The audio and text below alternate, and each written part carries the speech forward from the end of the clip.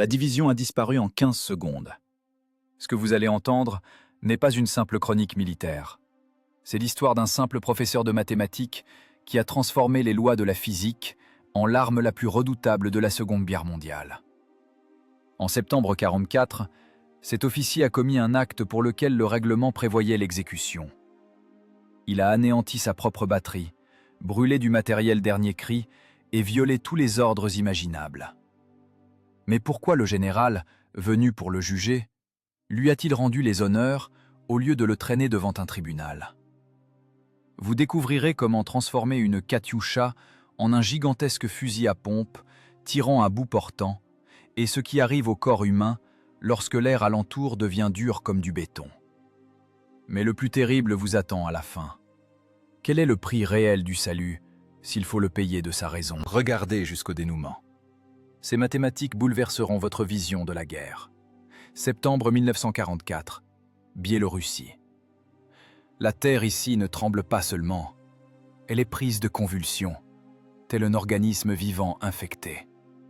Ce n'est pas une métaphore, c'est la physique de la propagation de l'onde de choc dans un sol marécageux. Les chars allemands ont percé la ligne de défense et se dirigent vers le nœud de communication. La distance se réduit à chaque seconde. Il n'est plus nécessaire de regarder aux jumelles pour voir les boîtes grises flanquées de croix. 400 mètres, 350. L'air sent le gazole brûlé et la peur animale que le corps humain sécrète un instant avant la mort. Il n'y a pas d'artillerie de barrage, pas d'obus.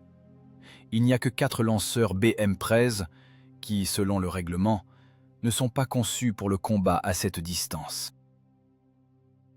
La Katyusha est un instrument de l'apocalypse, créé pour saturer des zones depuis une distance de plusieurs kilomètres. Ce n'est pas un fusil de précision, c'est un cerveau d'acier oblong, résolvant la tâche de détruire des carrés et non des points. Mais à présent, la tâche a changé. Une équation à 3 inconnus doit être résolue sous un feu nourri, quand le sifflement des éclats d'obus étouffe les pensées. Le lieutenant-chef Ilyin regarde la mort approcher. Dans sa tête, il n'y a pas de panique, pas de place pour la prière ou les adieux à la patrie. Seuls les chiffres y opèrent. La raison froide fixe les variables. Vitesse de la cible, distance, angle de hausse. Le problème réside dans la mécanique. Le faisceau de rails de lancement de l'installation réactive est monté de telle sorte qu'il ne peut s'abaisser à l'horizontale pour le tir direct. Les constructeurs n'avaient pas prévu que les mortiers de la garde seraient utilisés comme des canons anti-chars. Un mécanisme de butée bloque les rails à un certain degré pour que le jet réactif au décollage ne brûle pas la cabine et le réservoir d'essence. Tirer maintenant signifierait envoyer toutes les munitions dans le vide, par-dessus les tourelles des chars allemands. Le règlement interdit catégoriquement de telles expériences. Pour violation des règles d'exploitation du matériel confié, le tribunal. Mais le tribunal, ce sera pour plus tard, s'il y a un plus tard. Pour l'instant, il n'y a que la catastrophe imminente. Ilyin prend une décision qui contredit toutes les instructions, mais correspond aux lois de la balistique. Si l'on ne peut pas abaisser les rails par le mécanisme, il faut changer l'angle d'inclinaison de la plateforme elle-même. La géométrie de l'espace contre la mécanique de la machine. En arrière! La voix d'Ilyin se brise en un râle, mais couvre le fracas des explosions. Dans les fosses! Les conducteurs des Studebaker le regardent avec des yeux hagards. C'est de la folie. C'est une violation de serment. Mais ils ne voient pas un commandant. Ils voient une fonction, délivrant le seul algorithme de salut correct. Les moteurs rugissent. Les camions américains à 3 essieux, chevaux de trait de cette guerre, commencent à reculer. Les soldats de la batterie saisissent des pelles. Ce n'est pas un creusement d'infanterie, c'est une opération chirurgicale sur le paysage. Il faut creuser des rampes pour les roues arrière, afin que l'arrière du véhicule s'enfonce, pointant le nez de la cabine vers le ciel.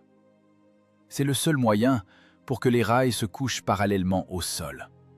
Le seul moyen pour que les vecteurs de poussée des roquettes coïncident avec le plan dans lequel se meuvent les chars allemands.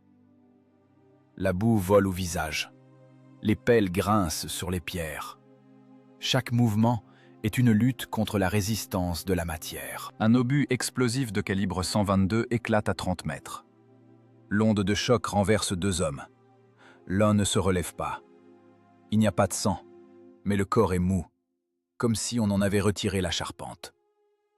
Barotraumatisme, os brisés, poumons déchirés. La guerre n'est pas une fusillade, c'est l'effacement de la matière. Ilyin ne regarde pas le mort, il regarde le goniomètre. Il n'a pas besoin d'hommes, il a besoin d'unités de force de travail capables d'approfondir l'ornière de 20 cm supplémentaires. Plus vite! Le sol est mou, écrasez l'accélérateur. Le Studebaker hurle à la mort. Les pneus mordent dans la boue du marais biélorusse. L'essieu arrière s'enfonce. Le châssis gémit sous la torsion. Le métal craque, subissant des charges pour lesquelles les ingénieurs de Détroit ne l'avaient pas conçu. Les rails descendent dans un grincement. Encore un peu. Ilyin voit la géométrie changer. Désormais, les tubes ne regardent plus le zénith, mais droit dans le front de l'armada blindée qui avance. Ce n'est plus une plateforme pour livrer la colère au-delà de l'horizon. C'est un gigantesque fusil à pompe braqué sur la tempe de l'ennemi. La peur paralyse. Les servants travaillent par réflexe, inculqués par des mois de dressage, mais à présent, leurs actions sont dictées par une terreur animale transformée en activité fébrile. Les mains tremblent, mais les doigts se souviennent de leur travail. Les clés serrent les fixations. Le câble de commande se déroule dans la boue. Les Allemands sont déjà tout près. 300 mètres. On voit les tourelles tourner. Les pupilles noires des canons allemands cherchent des cibles. Ils voient des camions coincés dans des trous. Pour le pointeur allemand, c'est une cible facile. Une technique immobile, sans défense.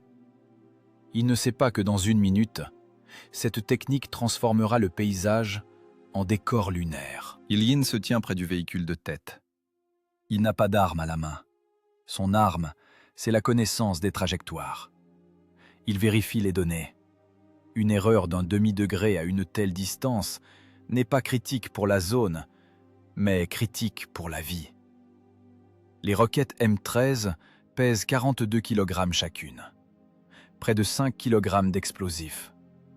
À l'explosion, les éclats, chauffés à la température de fusion de l'acier, se dispersent à une vitesse supérieure à celle du son. Ce ne sont pas de simples éléments destructeurs. C'est une mitraille qui ignore les lois de l'humanisme. L'horreur de la situation réside dans sa staticité avant l'explosion. Les secondes s'étirent en éternité. Ilyin entend son cœur battre. Boum, boum, boum.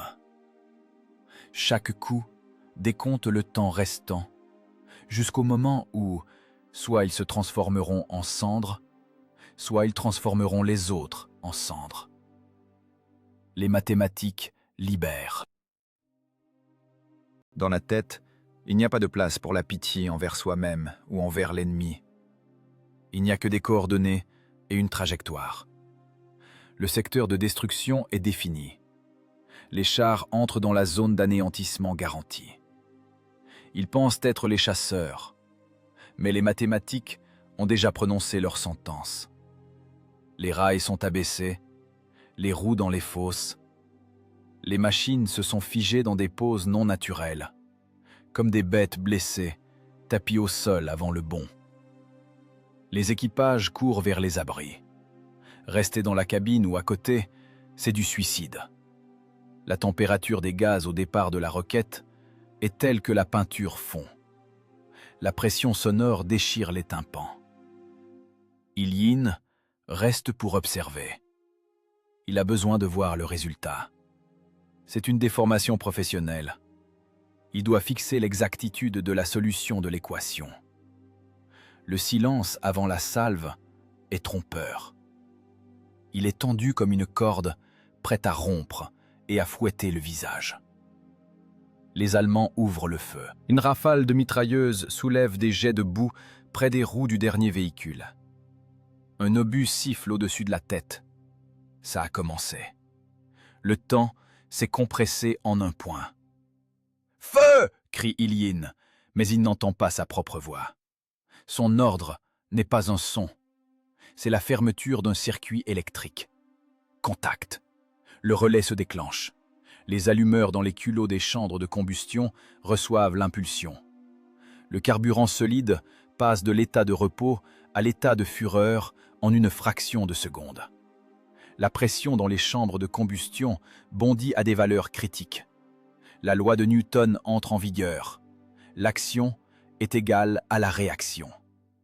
Le jet réactif s'échappe vers l'extérieur, balayant tout ce qui se trouvait derrière les machines, brûlant l'herbe, évaporant l'humidité, transformant le sol en verre. Ce n'est pas un tir. C'est une éruption volcanique dans le plan horizontal. La première roquette quitte le rail, suivie de la deuxième, la troisième. L'intervalle est d'une fraction de seconde. Le grondement se transforme en un rugissement que l'on ne ressent pas avec les oreilles, mais avec la cage thoracique, le diaphragme, chaque os du squelette.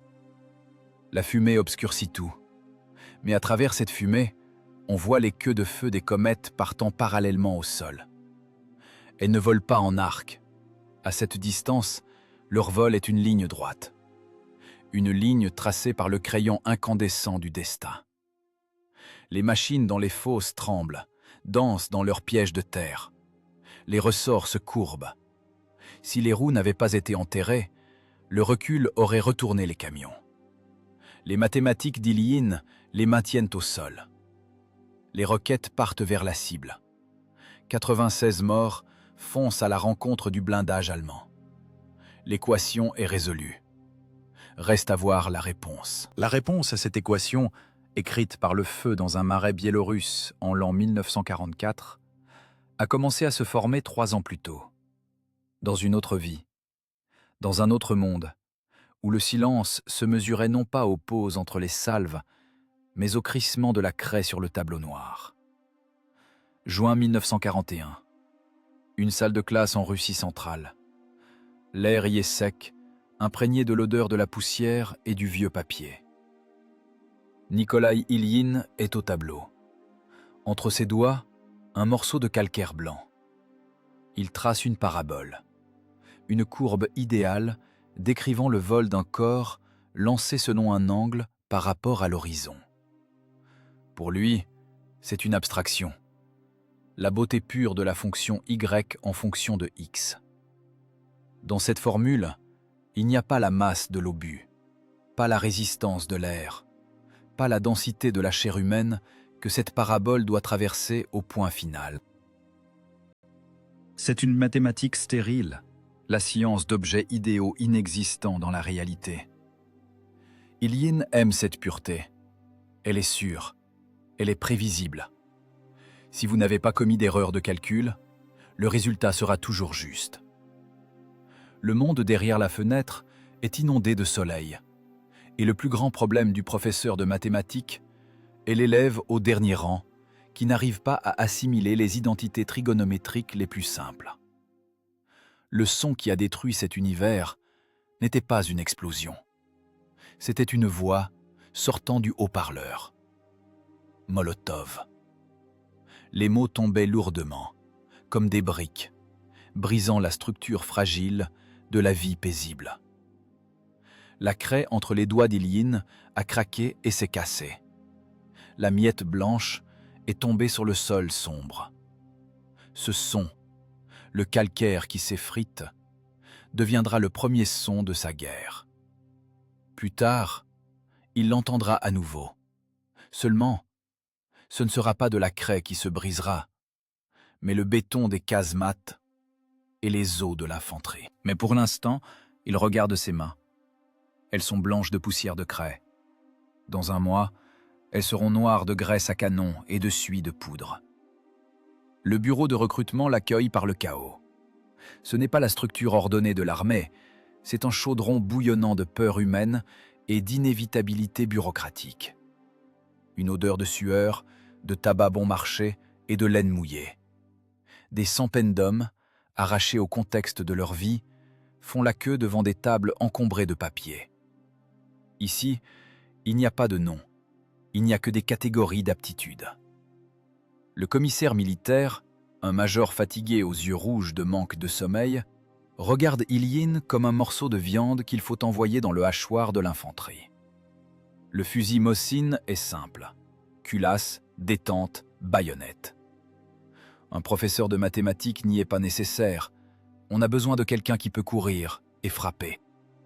« Dans les fusiliers », dit le major en levant le tampon au-dessus du dossier personnel. « J'ai un diplôme de la faculté de physique mathématique. » La voix d'Ilyin est calme, intellectuelle, déplacée ici.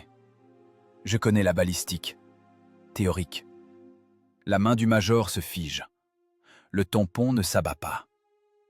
La guerre, ce n'est pas seulement des attaques à la baïonnette. La guerre, c'est de la géométrie sur d'immenses distances. L'armée manque cruellement de gens capables de distinguer un sinus d'un cosinus, capables de travailler avec une règle à calcul plus vite que les chars allemands ne parcourent 1 kilomètre. « Artillerie », change d'avis le major. « En formation. Si tu mens, tu iras dans un bataillon disciplinaire déminer les champs avec tes pieds. » Polygone d'entraînement. Juillet 1941. Ici, les mathématiques cessent d'être une abstraction. Elles acquièrent un poids, un calibre et une odeur. On ne remet pas un fusil à Ilyin, mais un cercle d'artillerie et des tables de tir. Les tables sont la Bible du dieu de la guerre. Un livre épais où chaque page est remplie de colonnes de chiffres. Angle de hausse, charge complète, charge réduite, correction de dérive, correction de vent, correction de température de la charge. Ilyin feuillette ces pages et voit des régularités familières. Mais maintenant, elle l'effraie. Auparavant, une erreur de calcul signifiait une mauvaise note dans le journal de classe. Maintenant, une erreur à la 3e décimale signifie que l'obus tombera sur ses propres tranchées. On lui apprend à utiliser la boussole goniomètre. C'est un instrument optico-mécanique complexe pour l'orientation des canons et la reconnaissance des cibles. Laiton, verre, niveau à bulles d'air, un instrument précis, exigeant de la délicatesse. Mais il faut le manipuler dans la boue, sous la pluie, avec des gestes brusques. L'instructeur, un capitaine avec une cicatrice d'éclat sur la joue, n'explique pas la théorie. Il enfonce des algorithmes. « Le canon n'est pas une machine !» hurle-t-il quand Ilyin tarde dans ses calculs.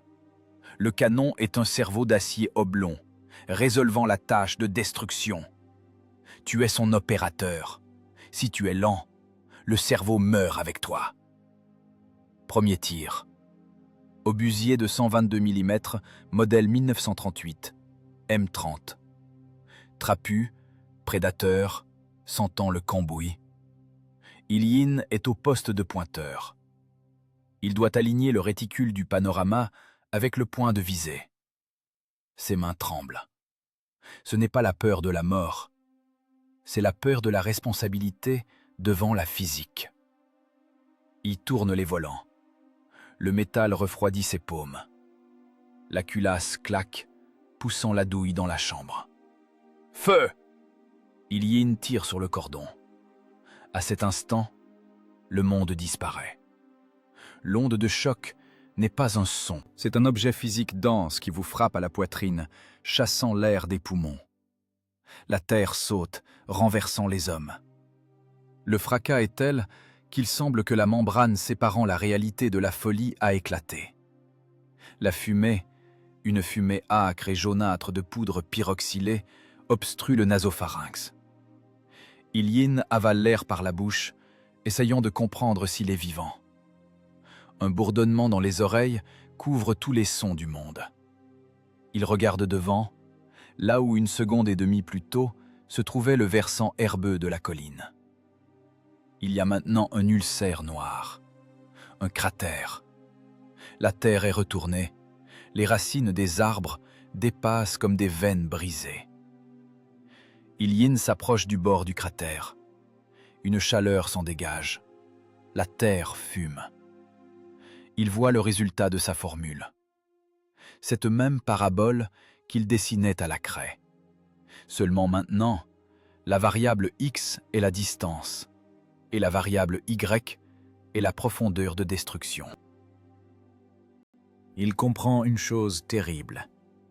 Son savoir, sa science bien-aimée qu'il voulait enseigner aux enfants, ne sert ici qu'à une seule chose: le meurtre, la destruction, l'annihilation. Les mathématiques ne sont plus innocentes. Elles ont pris une hache en main. Il regarde ses mains. Elles tremblent encore. Mais ce n'est plus le tremblement de l'instituteur. C'est la vibration d'un mécanisme qui vient d'accomplir un cycle de travail. Il essuie la sueur de son front, laissant une traînée sale sur la peau. « Cours de 20 mètres !» crie l'instructeur, sa voix perçant à travers la ouate dans les oreilles. « Entre la correction. Pourquoi t'es figé? Calcule !» Ilyin retourne au panorama. Il ne pense plus à la nature de la fonction. Il pense au millième, aux divisions du goniomètre, au poids de l'obus. Il commence à compter, vite, froidement, sans émotion. À cet instant, l'instituteur Nikolai Ilyin meurt. Le calculateur naît, une unité de l'équipe de combat. L'homme-fonction. Il entre la correction. Le deuxième obus est déjà dans le canon. La culasse se ferme avec le même claquement que le couvercle d'un cercueil. La parabole doit être construite avec précision. Le prix de l'erreur est la vie. Et maintenant, il sait à quoi ressemble la bonne réponse. Elle ressemble à une terre brûlée. Septembre 1941, front du Sud-Ouest, retraite. Ce mot ne rend pas l'essence de ce qui se passe. Ce n'est pas un repli organisé vers des positions préparées à l'avance.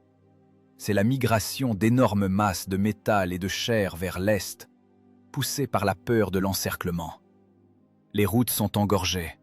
Les bas-côtés sont jonchés de matériel abandonné, à court de carburant ou dont les embrayages ont lâché.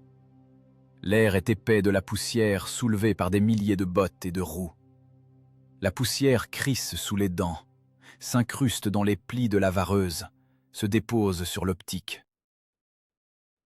Le capitaine Gromov, commandant de la batterie, ressemble à un homme qui n'a pas dormi depuis la création du monde. Son visage est gris, de la couleur de cette même poussière de route, ses yeux sont enflammés, rouges comme ceux d'un lapin albinos. Gromov fume une roulée avec une telle avidité qu'on dirait qu'il veut inhaler toute la fumée et mourir d'un choc nicotinique, juste pour ne pas voir la carte. Sur la carte, c'est la catastrophe. Les flèches rouges se déchirent, les coins bleus se referment.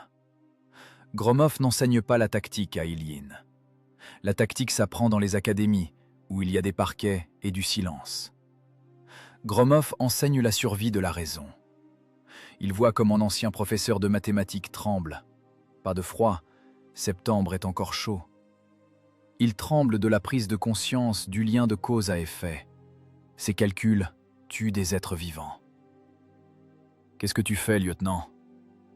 La voix de Gromov est sèche comme le craquement d'une branche qu'on rompt. Ilyin lève les yeux de sa planchette. « Je calcule la correction pour le mouvement de la cible, camarade capitaine. Colonne d'infanterie, vitesse d'un piéton... » « Je ne parle pas des chiffres, » l'interrompt Gromov. « Je vois tes yeux. Tu les imagines. Tu ne penses pas à la vitesse en ce moment, mais au fait que cet Allemand au 3e rang a peut-être la photo d'une femme dans sa poche. Ou des enfants, en Bavière. Ilyin se tait. Il l'imagine vraiment. L'habitude de l'enseignant de voir en chaque personne une personnalité, une histoire. Oublie, Gromov crache du tabac. Si tu imagines les yeux de l'Allemand au point d'impact de l'obus, tu deviendras fou. Dans une semaine, tu te mettras une balle dans la tempe, ou tu commenceras à rater pour ne pas avoir ce péché sur la conscience. Et alors ils viendront ici et nous tueront. Gromov s'approche tout près. Il sent la sueur aigre, l'huile d'arme et l'alcool bon marché. Écoute la règle principale de l'artillerie. Là-bas, dans le champ, il n'y a pas d'homme.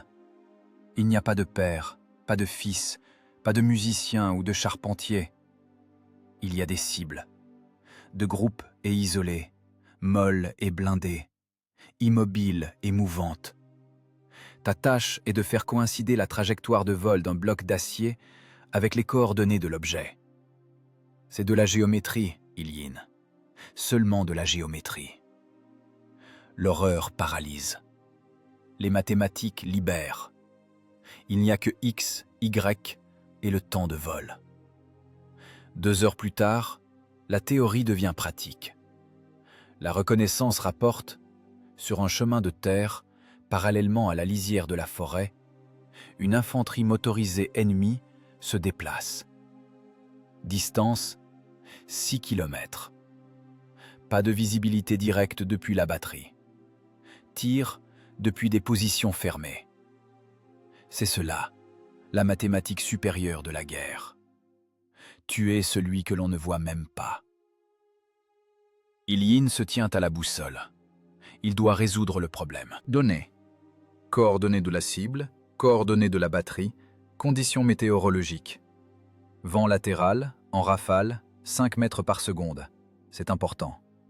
Sur une distance de 6000 mètres, la dérive de l'obus par le vent sera de plusieurs dizaines de mètres. Si on ne le prend pas en compte, c'est raté. Il prend sa règle à calcul. Le curseur glisse sur l'échelle, chiffre, logarithme, sinus. Autrefois, ces outils servaient à calculer la surface des champs ou le volume des figures. Maintenant, ils déterminent le point de rencontre du métal et de la masse biologique. Les doigts tremblent. Un tremblement traître impossible à calmer par la volonté. Une boule froide dans le ventre. La nausée monte à la gorge. L'organisme résiste. La mémoire génétique crie « Ne tue pas ». Mais le cerveau, entraîné par des années de résolution d'équations, travaille de manière autonome. Hausse 120. La voix d'Ilyin part dans les aigus. Goniomètre 30-00. En éventail, 3 obus par pièce. Les ordres sont répétés par les chefs de pièce. Claquement des culasses. Les obus lourds et obtus, pesant 21 kg 760 g, sont envoyés dans les chambres. Les douilles avec la charge suivent. Clic. Paré. Feu! La salve de 4 canons se fond en un seul coup de marteau sur l'enclume. La terre tremble. La poussière s'élève comme un mur. Recul des canons, éjection des douilles. Le laiton brûlant fume dans l'herbe. Ilyin ne regarde pas les canons. Il regarde le chronomètre.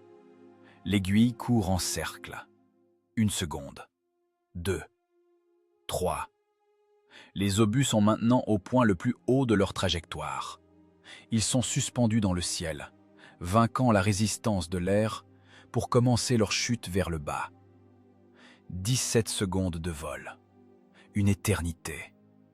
Durant ces 17 secondes, Ilyin lutte contre son imagination. Il essaie de ne pas voir comment les obus pénètrent dans la masse dense des hommes. L'effet explosif d'un obus de 122 mm est terrible. À l'explosion, il crée une zone de destruction totale d'un rayon allant jusqu'à 30 mètres. L'onde de choc déchire les tissus, brise les os, expulse les yeux par la pression. Les éclats, morceaux d'acier dentelé, fauchent tout sur leur passage. L'observateur est au bout du fil. Dans les écouteurs, des crépitements et une voix déformée par la membrane. Cours de sang, plus à gauche 0,5. La première salve est en réglage. Erreur.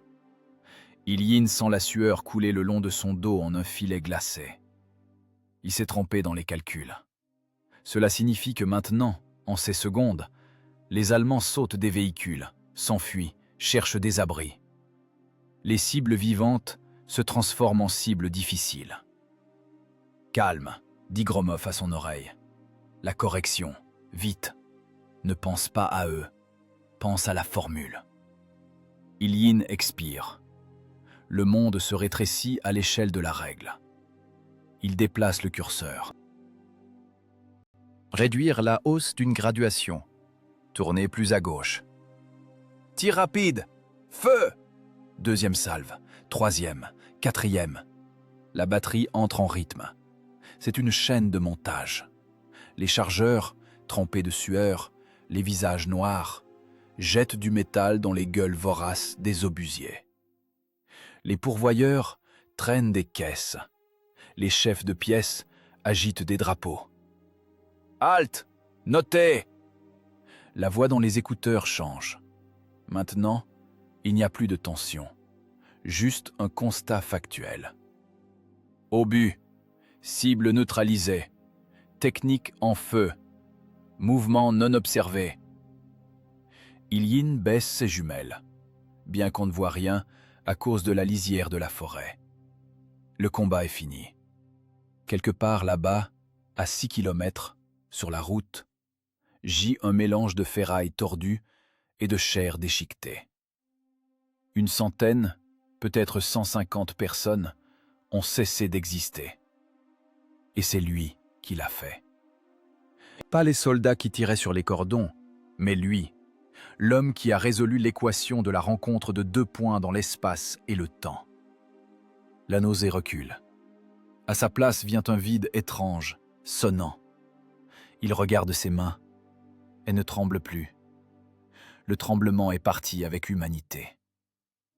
Gromov lui tend une gourde. « Bois, pour ton baptême du feu, lieutenant. » Ilyin prend une gorgée. L'alcool brûle la gorge, mais ne donne pas de chaleur. À l'intérieur de lui fonctionne maintenant un autre mécanisme. À l'intérieur de lui naît une machine à calculer. Froide, précise, impitoyable. Il sort son carnet et un crayon.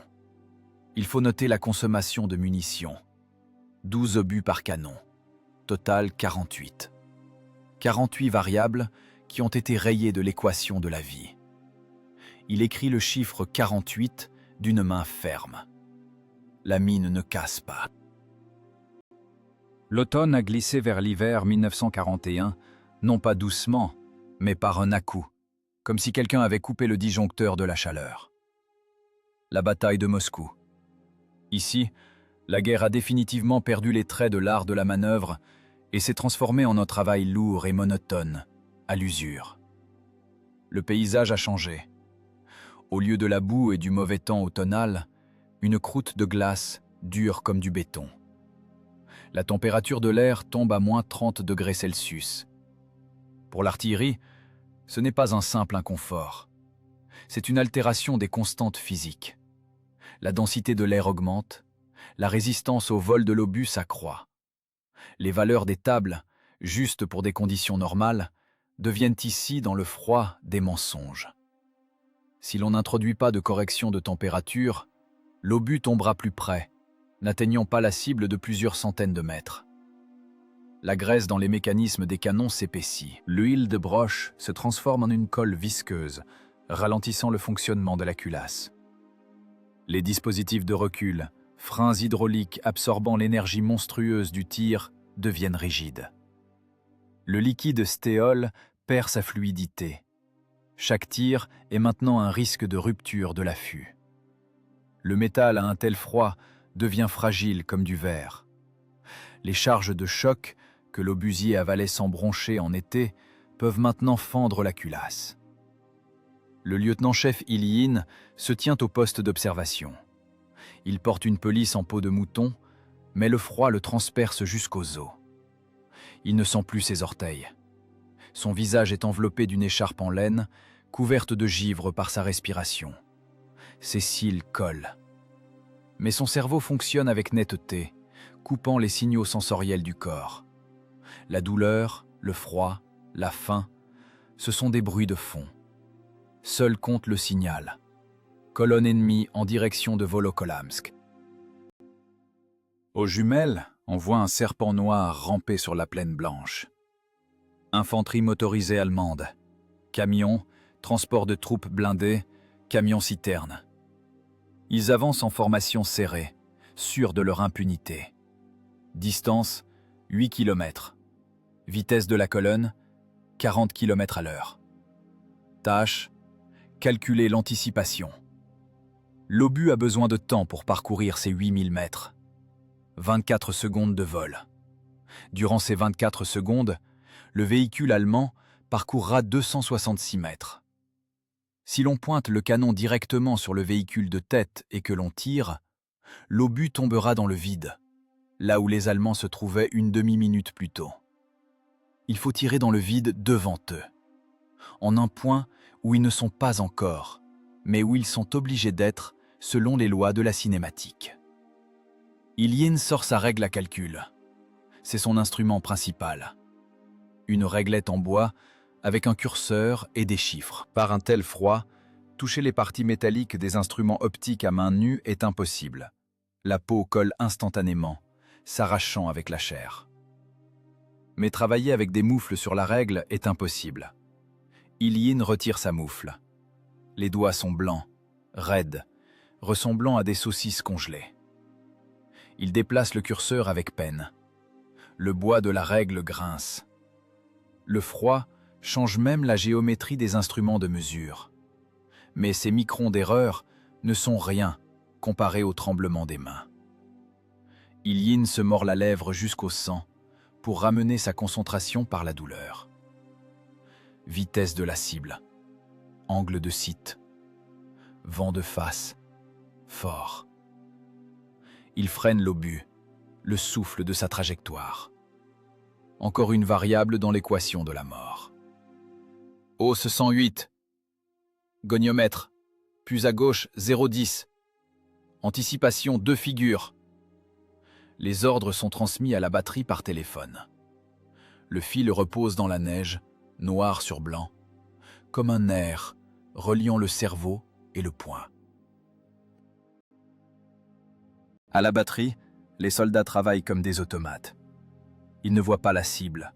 Ils ne voient que les culasses et les niveaux. Pour eux, la guerre, c'est porter des charges. Soulever l'obus, 22 kg, l'enfoncer dans le canon, fermer la culasse, tirer sur le cordon, éjecter la douille brûlante, répéter. Et ainsi pendant des heures. Une chaîne de montage. Une usine de recyclage de munitions et de forces vives ennemies. Batterie, par salve! Feu! 4 obusiers aboient simultanément. Le son du tir par grand froid est différent, sec, tranchant, claquant. L'écho ne se promène pas, il meurt dans l'air dense et glacial presque instantanément. La neige autour des canons s'envole en nuages, mettant à nu la terre noire gelée. La fumée des tirs est blanche, épaisse. Elle ne se dissipe pas longtemps, suspendue au-dessus de la position en lambeaux déchiquetés. Ilyine presse les jumelles contre ses yeux. Maintenant, il attend. 24 secondes, il voit la colonne. De petits points noirs sur une feuille blanche. À l'intérieur de ces points, des hommes. Ils fument, ont froid, pensent à un gîte chaud dans Moscou conquise. Ils sont vivants. Leur cœur pompe le sang. Leurs neurones transmettent des impulsions. Mais pour Ilyine, ils sont déjà morts. Mathématiquement, ils sont détruits. Les obus sont déjà dans les airs, et leur trajectoire ne peut être changée. Le destin s'est déjà envolé du canon. Les explosions fleurissent sur la neige en bourgeons gris sales.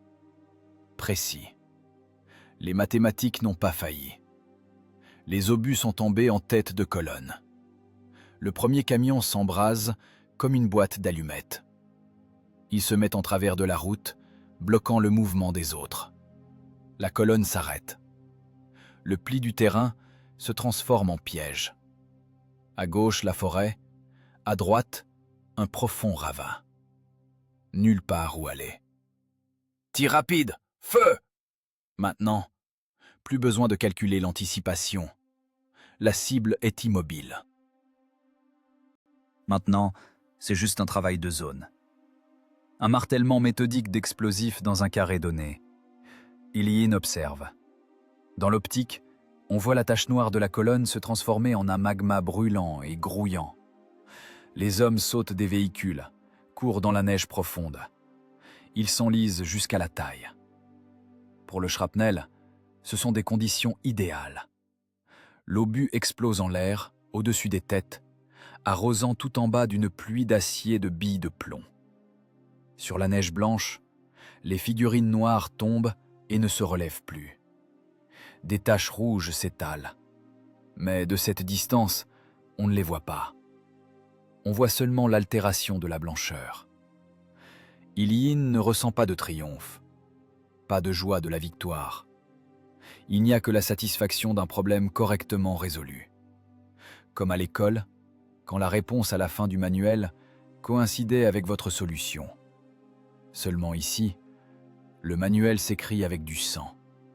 Et la mauvaise note, c'est votre propre mort. Les doigts sont définitivement engourdis. Il enfile sa moufle avec peine.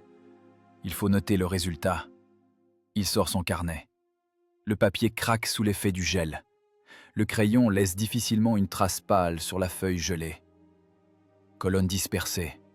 Détruit jusqu'à 15 unités techniques. Perte en force vive jusqu'à 2 compagnies. 200 hommes. 200 univers uniques, repliés dans une ligne sèche de rapports. Statistiques. Ilyin regarde les carcasses brûlantes des véhicules. La fumée monte verticalement vers le ciel glacé. La guerre est devenue une routine. Ce n'est plus un exploit, ni une tragédie, ni un drame. C'est un travail. Un travail sale, froid et lourd, déboueur de l'histoire. Il doit simplement nettoyer ce carré de la présence de l'ennemi. Il ferme le carnet. Le froid pénètre sous la pelisse, mais le froid intérieur est plus fort. C'est le froid du vide, là où se trouvaient auparavant les émotions. Maintenant, il n'y a plus que des chiffres. Et ce froid ne peut être réchauffé ni par l'alcool, ni par un poêle. Ce froid restera avec lui pour toujours. Changement de position de tir, croasse-t-il dans le combiné téléphonique. On est repéré. L'artillerie allemande commence le réglage. Les obus tombent trop courts, soulevant des fontaines de terre gelée. Il faut partir. Replier la boussole, enrouler les fils, accrocher les canons au tracteur. À nouveau tirer, pousser, se déchirer les muscles. La chaîne de montage ne s'arrête pas. Les mathématiques de la mort exigent de nouvelles données. 1942, Stalingrad. Ici, les lois de la guerre classique ont cessé d'agir. Ce n'est pas un champ de bataille. C'est un labyrinthe de briques brisées, d'armatures et de corps humains. Les distances se sont réduites jusqu'à l'absurde. Le front ne passe pas par une rivière, ni par une carte, mais par une cage d'escalier. Dans la cuisine, nous. Dans la chambre, les Allemands. L'artillerie, habituée à travailler sur des zones depuis des positions fermées, devient aveugle ici. Les paraboles des trajectoires butent contre les murs des maisons voisines. Le dieu de la guerre est acculé dans les sous-sols et contraint de mener le combat à distance de tir de pistolet. Le lieutenant-chef Ilyin est assis dans le sous-sol semi-détruit d'une maison qui fut autrefois un grand magasin. Du plâtre tombe du plafond. Toutes les 10 minutes, la terre tremble si fort que la mine du crayon saute sur le papier. La Luftwaffe efface méthodiquement la ville de la surface de la terre. Les Junker 87, les Stuka, sont constamment suspendus au-dessus de leur tête. Leur hurlement, cette fameuse trompette de Jéricho, des sirènes soudées au train d'atterrissage, rend l'infanterie folle. Une arme psychologique transformant la peur en douleur physique. Il n'y a pas de canon anti-aérien. Ils sont soit détruits, soit coupés sur l'autre rive de la Volga. L'infanterie se plaque au sol, priant pour que la bombe tombe dans le carré voisin. C'est alors qu'arrive l'ordre du général Rodimtsev. Un ordre qui, dans toute autre situation, aurait été considéré comme le délire d'un fou. Utiliser l'artillerie divisionnaire pour lutter contre l'aviation ennemie. Des obusiers M30 contre des bombardiers en piqué. Un canon de 122 mm créé pour la destruction de casemates et la neutralisation de la force vive doit abattre un avion. Il n'a ni la vitesse de pointage, ni l'automatisme, ni le viseur anti-aérien. C'est comme essayer de tuer une mouche avec une masse. Mais à Stalingrad, le mot « impossible » est exclu du lexique. S'il y a un ordre, il faut trouver une solution. Ilyine ne discute pas. Il prend la table de tir et le manuel des munitions. Shrapnel. Le bon vieil obus CH-354T. À l'intérieur du godet en acier, un remplissage de balles. Des centaines de billes de plomb noyées dans la résine. Sur le nez, une fusée à distance T6. C'est un minuteur mécanique. Vous tournez l'anneau, réglant le temps au bout duquel la charge d'éjection se déclenchera. Et le godet se transformera en fusil à pompe de calibre géant. Le problème se résume à la géométrie de l'intersection de deux vecteurs. Le vecteur du Junkers en piqué et le vecteur du nuage de shrapnel. Les Allemands sont arrogants. Ils sentent l'impunité. Ils approchent la cible selon la même trajectoire, comme sur des rails. Ilyine les observe depuis 2 heures, chronométrant le temps. Virage, piqué, largage, sortie. Angle de piqué, 60 degrés. Vitesse en sortie, environ 400 km à l'heure. Point de sortie du piqué, hauteur 300-400 mètres, juste au-dessus des ruines du moulin. C'est le X de l'équation, le point de rencontre. Ilyine calcule. Ses doigts sont sales, écorchés, mais les mouvements sur la règle à calcul sont fluides. La fusée doit être réglée sur un temps tel que l'obus explose exactement en ce point de l'espace où, 1 seconde et demie plus tard, se trouvera le nez de l'avion allemand. Une erreur d'1 dixième de seconde, et la pluie de plomb passera à côté. « Fusée !» commande Ilyine. « Réglage 22. Goniomètre de base. Hausse constante. » L'équipe le regarde avec incrédulité. Le chargeur, un immense sibérien à la tête bandée, tourne le lourd obus dans ses mains. « Camarade lieutenant-chef, on tire au moineau ?»« Au vautour !» tranche Ilyine. « Chargez !» Le canon est roulé dans la brèche du mur. Le tube est dressé vers le haut, sous l'angle maximal possible. Les flèches d'affût s'appuient contre un tas de briques brisées. Si le calcul est faux, le recul détruira les restes du mur et les ensevelira tous. Attendre. Le plus terrible à la guerre, c'est d'attendre que la mort vous tombe dessus. Le son monte. D'abord un bourdonnement, semblable au vrambissement d'un frelon en colère, puis il se transforme en hurlement. La sirène s'enclenche. Le Junkers entre en piqué. Le son pèse sur les oreilles, pénètre dans l'estomac, provoque la nausée. L'instinct exige de fuir, de s'enfouir dans la terre, de devenir invisible. Mais on ne peut pas fuir. Ilyine ne regarde pas le ciel. Il regarde l'aiguille de seconde de sa montre. L'avion tombe du ciel comme une pierre. Il est déjà visible dans la brèche. Silhouette prédatrice, avec son train d'atterrissage fixe, semblable au cerf d'un oiseau. « Feu !» L'obusier saute. La flamme jaillit du canon, éclairant le sombre sous-sol. Dans l'espace clos, le son du tir commotionne. Du sang coule des oreilles, mais il n'y a pas de douleur. L'obus part dans le ciel. Le minuteur à l'intérieur de la fusée T6 commence le décompte. Ressort, engrenage, composition pyrotechnique en combustion. Un mécanisme créé par des maîtres horlogers pour le meurtre. Le pilote allemand voit l'éclair au sol. Il doit sans doute ricaner. Les Russes tirent au canon vers le ciel par désespoir. Ils tirent le manche vers lui, sortant du piquet. La surcharge l'écrase dans son siège. Il pense avoir gagné. Mais les mathématiques sont plus rapides que les réflexes. L'obus explose exactement sur le chemin de l'avion. L'explosion de la charge d'éjection projette vers l'avant un cône de shrapnel. 800 balles de plomb, pesant chacune le poids d'une balle de pistolet, créent dans l'air un mur dense de métal.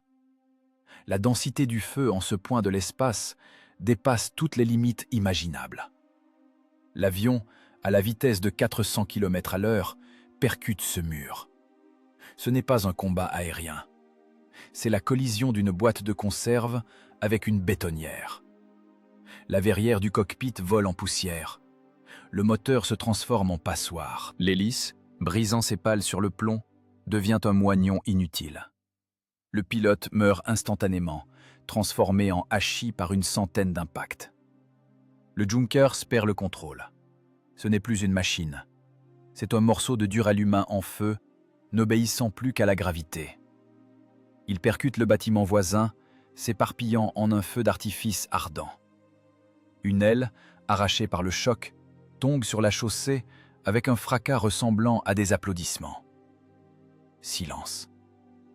Dans le sous-sol, on n'entend que la respiration lourde de l'équipe et le tintement des douilles qui tombent. Ilyin baisse ses jumelles. Ses mains sont calmes. L'équation s'est vérifiée. Une tâche absurde a reçu une solution logique. « Rechargez !» La voix d'Ilyin est sèche comme la poussière de Stalingrad. « Même réglage de fusée, on attend le suivant. » Le général Rodimtsev avait raison. En enfer, il n'y a pas de règle. Il n'y a que la survie. Et si pour survivre, il faut abattre des avions avec des obusiers, ils le feront. L'intelligence a vaincu la force brute. Les mathématiques se sont avérées plus fortes que l'essence d'aviation. Ilyin fait une note dans son carnet. Consommation, un obus shrapnel. Ce n'était pas de la chance. C'était un calcul. Un calcul froid et précis d'un homme qui a appris à voir des trajectoires là où d'autres ne voyaient que la mort. Biélorussie, septembre 1944. Le temps, qui s'était compressé en un point avant la pression sur le bouton de mise à feu, explose maintenant. L'impulsion électrique court le long des fils à la vitesse de la lumière, atteignant les cartouches pyrotechniques dans la partie culot des roquettes. Ce qui se passe dans les 15 secondes suivantes ne peut être appelé un combat. Un combat implique la possibilité d'une réponse, une manœuvre tactique, une chance de survie. Ici, il n'y a pas de chance. Ici opère la pure thermodynamique de la destruction. 4 lanceurs BM-13, sur chacun 16 rails. Total, 64 roquettes dans la première salve. 96 obus de calibre 132 mm s'arrachent de leur place. Le fracas n'est pas audible. L'oreille humaine a une limite de perception des décibels. Quand cette limite est franchie, le cerveau coupe le son, le remplaçant par une pression sourde, ouateuse, qui fait éclater les capillaires dans le nez et les oreilles. Ilyin se tient debout, la bouche grande ouverte pour égaliser la pression. Sinon, les tympans se déchireraient comme du papier à cigarette. Il voit l'espace devant les machines se distordre. L'air se transforme en un mirage tremblant. Les jets réactifs brûlent l'oxygène, créant des poches de vide qui s'effondrent aussitôt avec de nouveaux claquements.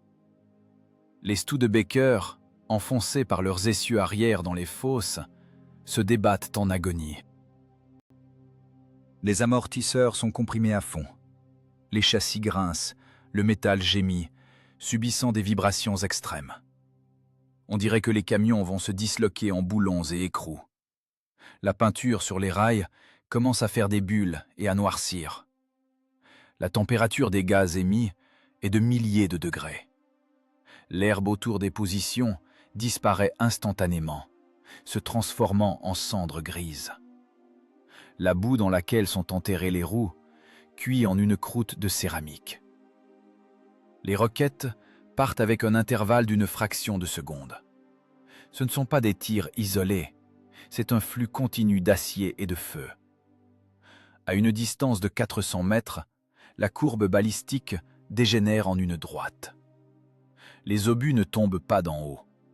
Ils volent parallèlement au sol, à hauteur d'homme, balayant tout sur leur passage.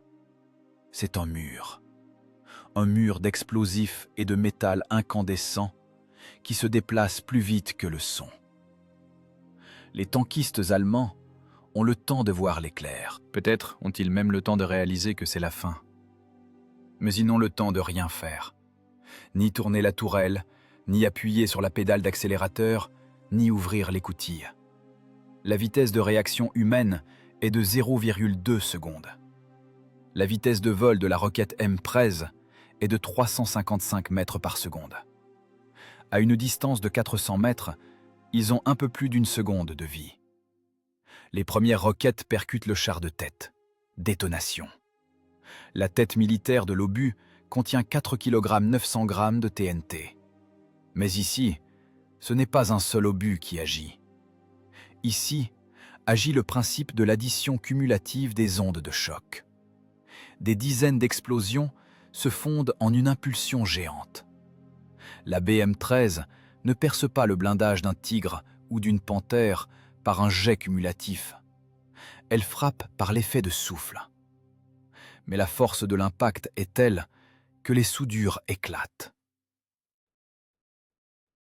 La tourelle, pesant plusieurs tonnes, est arrachée de son chemin de roulement et projetée sur le bas-côté comme le couvercle d'une casserole. Les galets sont arrachés avec les barres de torsion. Les entrailles du char se transforment en une chambre de mort acoustique.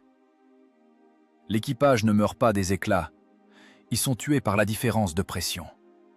Le milieu liquide de l'organisme entre en ébullition. L'infanterie qui suit disparaît simplement.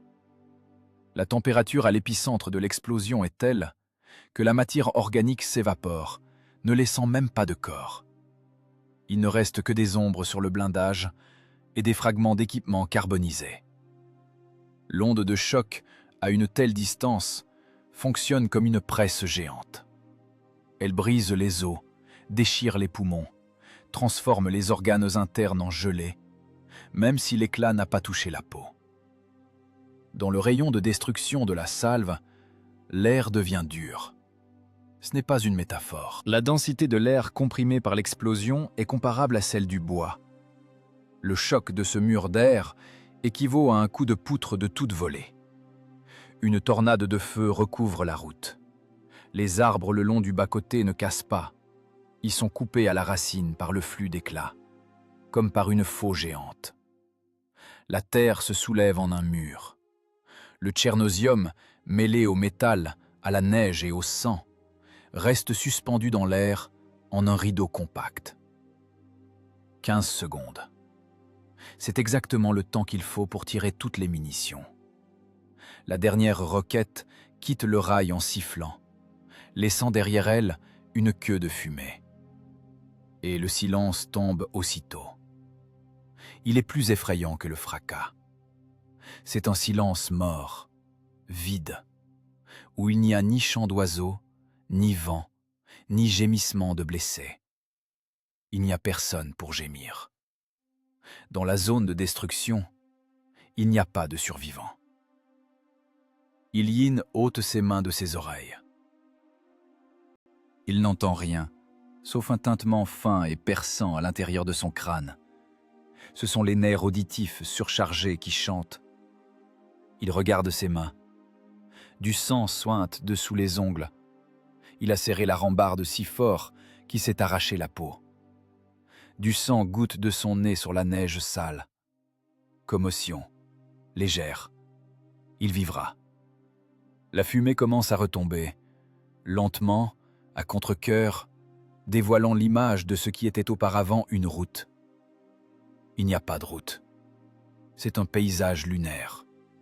Les cratères se chevauchent, formant un champ continu de terre labourée. De la colonne allemande, il ne reste que la géométrie des débris. Des tôles tordues, des carcasses fumantes, qu'il est impossible d'identifier comme des chars ou des camions. L'odeur est insupportable. Ce n'est pas l'odeur de la poudre.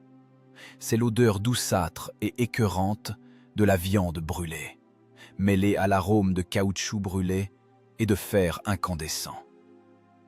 De l'eau, râle quelqu'un à côté. Ilyin tourne la tête. Le chargeur est assis par terre, adossé à la roue d'un Studebaker. Son visage est noir de suie, ses yeux blancs, fous. Il tremble. Ilyin regarde les rails de lancement. Ils sont gris, brûlés.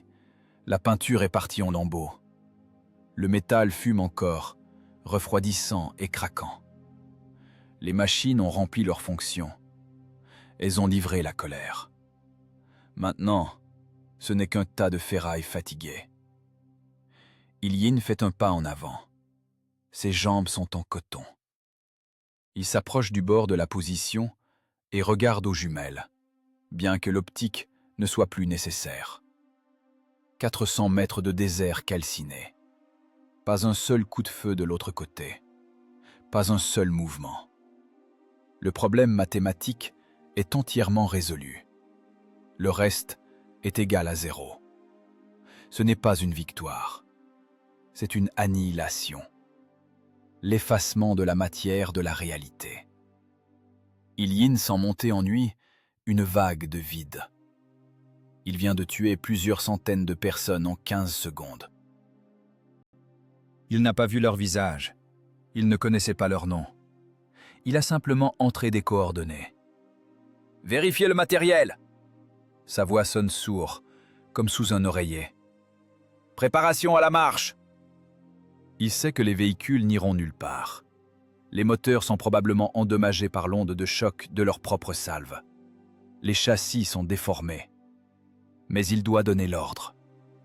L'ordre est la seule chose qui retient la réalité de la désintégration.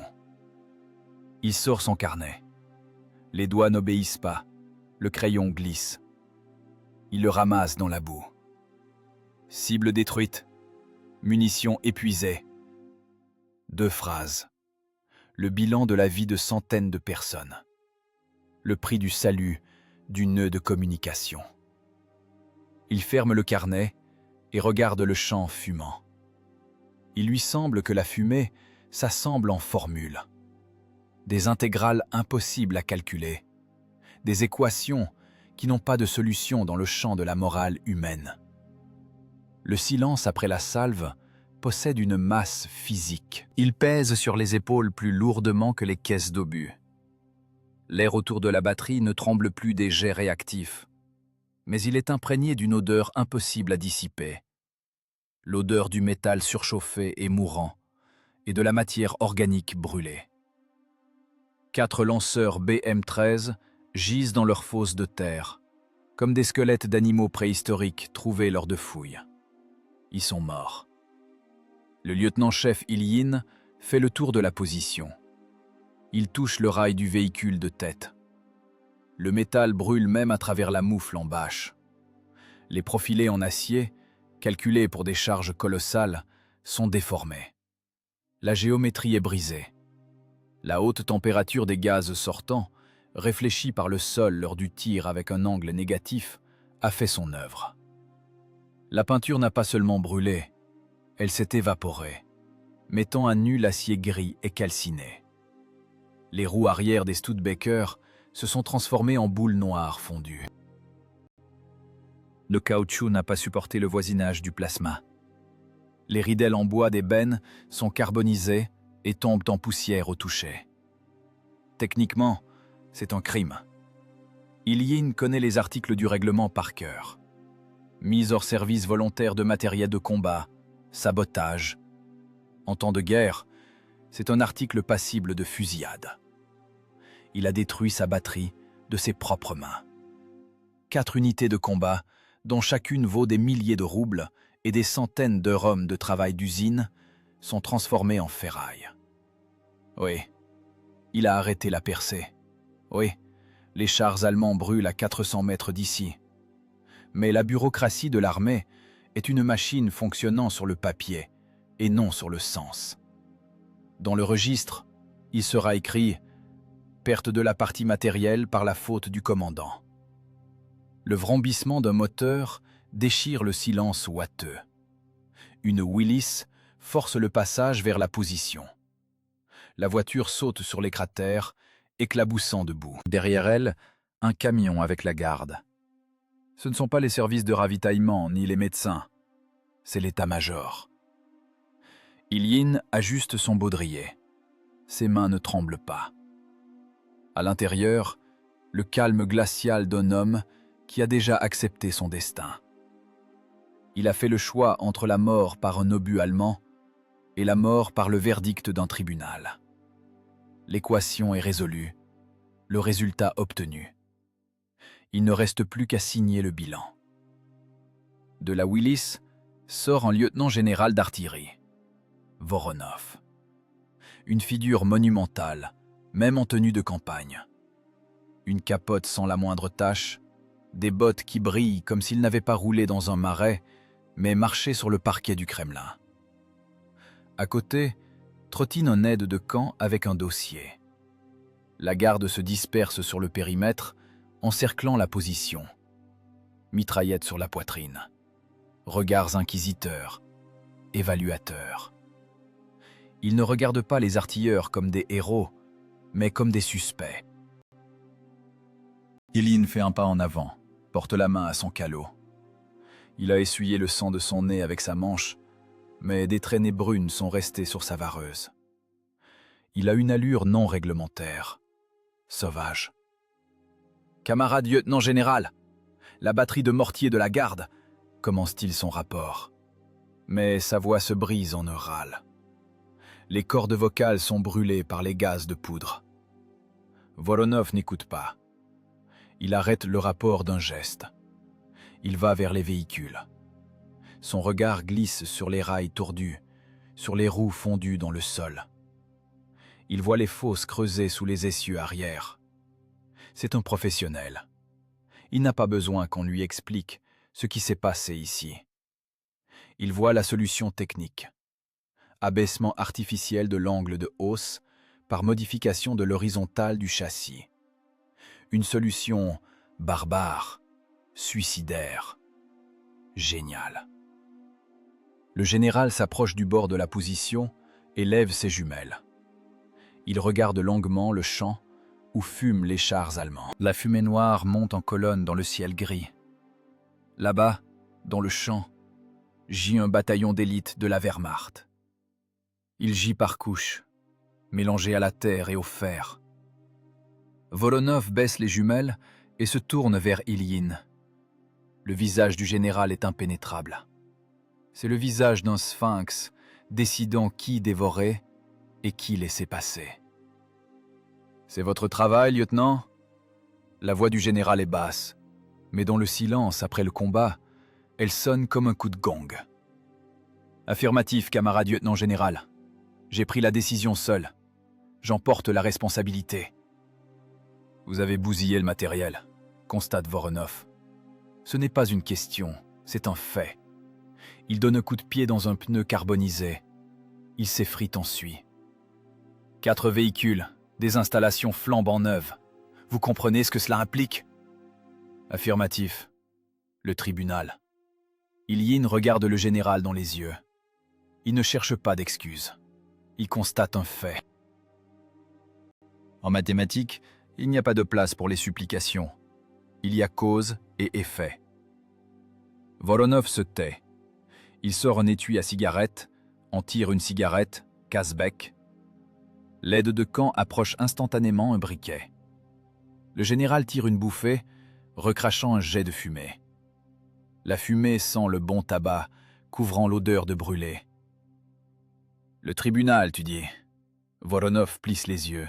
« Ton arithmétique, lieutenant, elle cloche. » Le général fait un pas vers Ilyine, réduisant la distance à celle de l'intimité.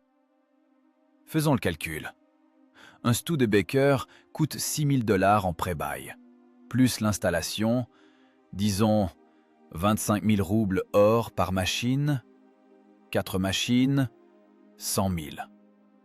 Il fait une pause, secouant la cendre sur la botte d'Ilyine. Et maintenant, regarde là-bas. Il agite la main tenant la cigarette vers le champ. Là-bas, brûlent 15 chars tigres et panthères. Le coût d'un tigre, c'est 800 000 Reichsmark.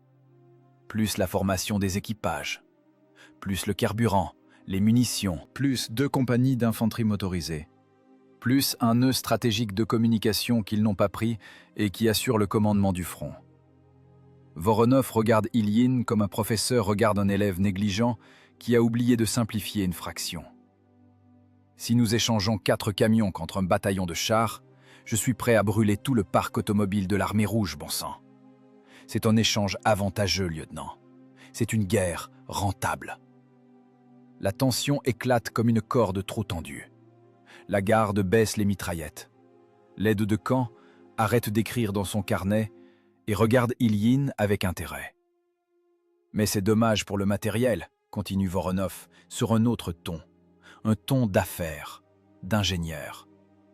Les rails brûlent, les gaz frappent la plateforme. Défaut de conception. Il se tourne vers l'aide de camp. Note. Préparer un cahier des charges pour le bureau d'études. Concevoir des vérins à vie pour l'essieu avant, afin de pouvoir lever le nez du véhicule de manière réglementaire, sans ces, il désigne les fosses, travaux de terrassement. Et renforcer la protection thermique du faisceau de rails. Étudier l'expérience du lieutenant-chef Ilyine et l'intégrer au manuel d'emploi au combat. Chapitre « Tir direct en situation critique ». Le général regarde à nouveau Ilyine. « Tu as percé des trous pour les décorations sur ta vareuse ?»« Négatif, camarade général. Pas eu le temps. »« Perce-les. Ordre du drapeau rouge. » Pour l'ingéniosité et le sauvetage de la ligne confiée. Voronov jette son mégot dans la boue. Passez les véhicules en perte de combat irrécupérable. Envoyez le personnel en réorganisation. Vous recevrez de nouvelles installations. Et priez votre dieu de la balistique, lieutenant, que les Allemands se soient approchés aussi près. Si c'était arrêté à 1 kilomètre, les vôtres vous auraient fusillé pour panique. Mais là, on ne juge pas les vainqueurs.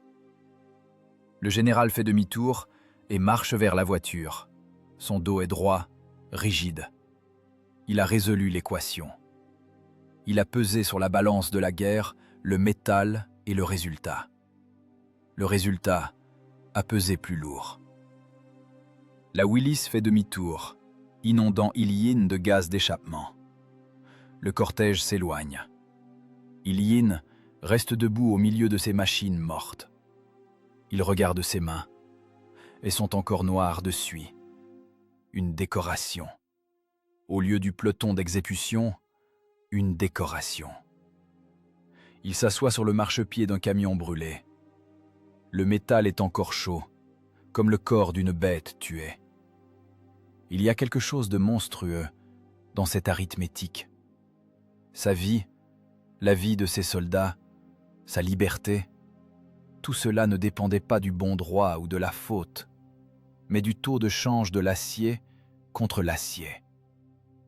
S'il avait brûlé les machines sans arrêter les chars, on l'aurait fusillé.